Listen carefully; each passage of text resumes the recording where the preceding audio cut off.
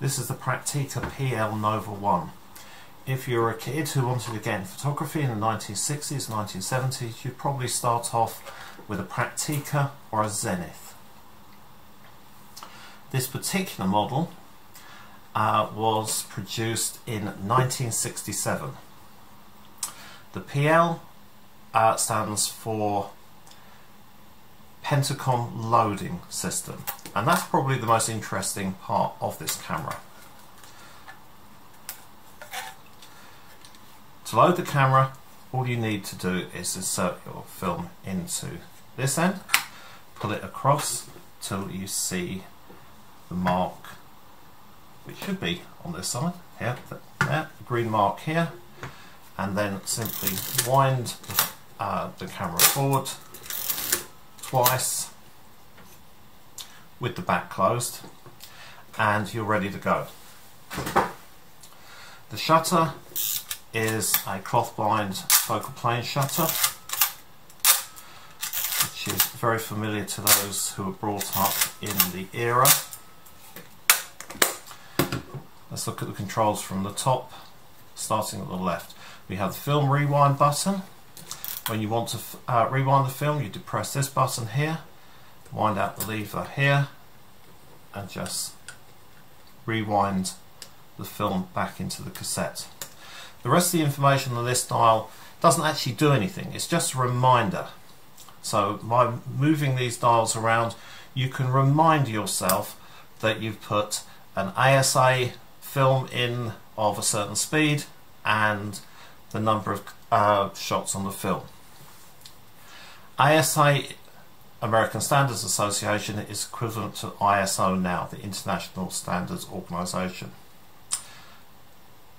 DIN is the German equivalent of it. We don't use that anymore for photography, but if you want to convert from one to the other, you start at 6. 6 DIN is the same as 6 ASA. 9 DIN is equivalent to 12 ASA.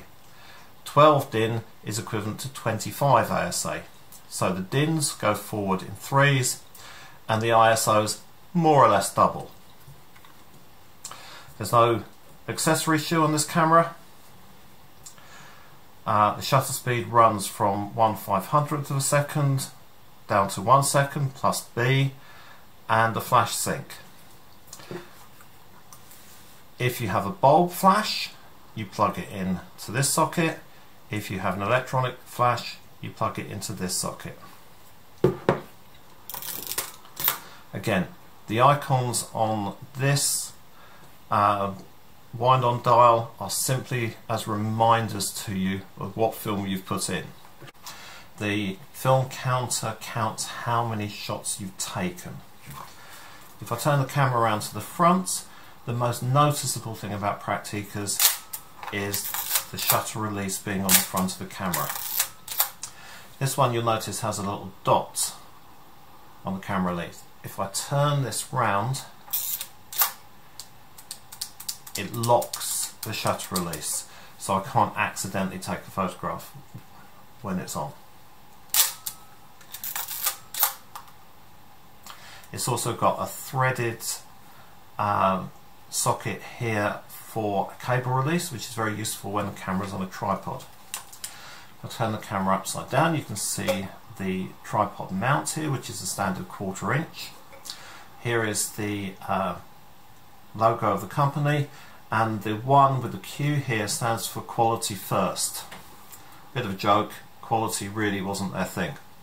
And of course the serial number on the lens. The lens itself is a 50mm f2.8 Domiplan lens. The mount is an M42 screw mount. Very, very basic lens. It focuses from 0.75 a meter to infinity.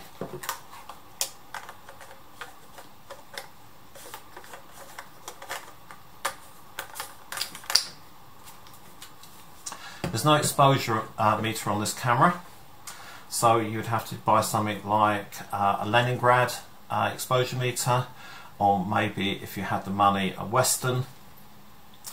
I do like the depth of field gauge here. So for argument's sake, if I want the maximum depth of field from this lens, I'm going to select f22. But I'm going to focus at the hyperfocal distance, which means I move the infinity symbol round to 22 here, and that means I'm actually focusing at just under 2.5 meters.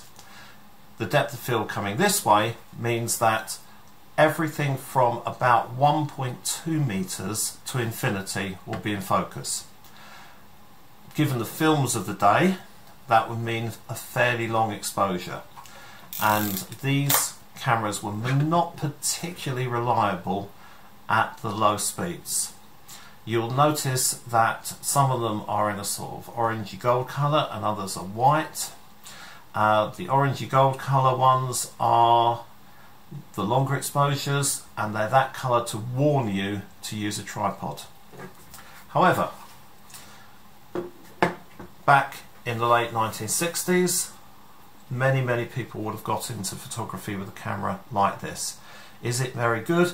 Well, no. But on the other hand, it's 53 years old and it's in very good condition.